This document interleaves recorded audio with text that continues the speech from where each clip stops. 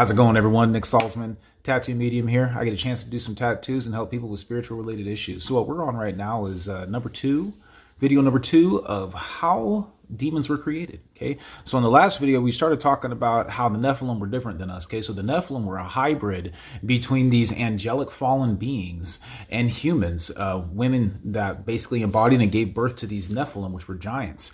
Now there's stories that sometimes they're up above 30, 60 feet tall. Sometimes they're not as big, but one thing that makes them unique to us is that they also carried the belief that they were separate from God and that they were able to essentially create their own reality. And so what that means is they don't have the soul matrix like we do. Now, can a non-human receive a soul matrix? Absolutely. If we surrender and bring Christ within us and basically give it up for source and live in a way that embodies source and Christ principles and all that kind of stuff, absolutely, we can develop that, but they weren't that way. And basically, they used free energy that was within these buildings. And one of the things that they also used to heat their buildings was radium. You know, we look at like in European cultures, you know, back in the day, they said in the Dark Ages, people were, you know, going to the bathroom and dumping it in the streets. Well, why do they have these massive cities that don't have any plumbing in them? It just doesn't make any sense how they can house, you know, 100, 200, 300 people, rooms, everything detailed, decorated, beautiful, and massive, but no plumbing. It's interesting.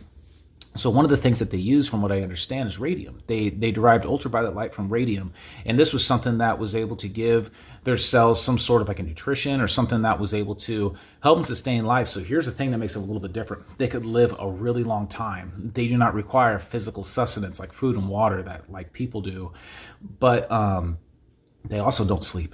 They don't rest and sleep like people do. They don't need that, so they can keep going. And on top of that, bells would hurt them.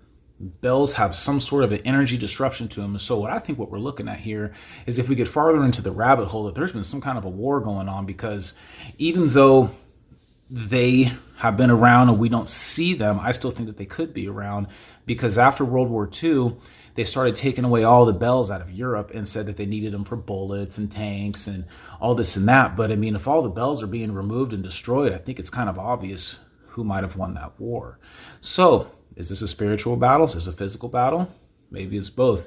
But demons are the remnants, are the disembodied Nephilim of people type beings that lived here before us. And I think as soon as even just a few hundred years ago, I think there's been 1,000 years added to our timeline, and some things aren't making sense. But be sure you follow me and check out video number 3. We got more to talk about.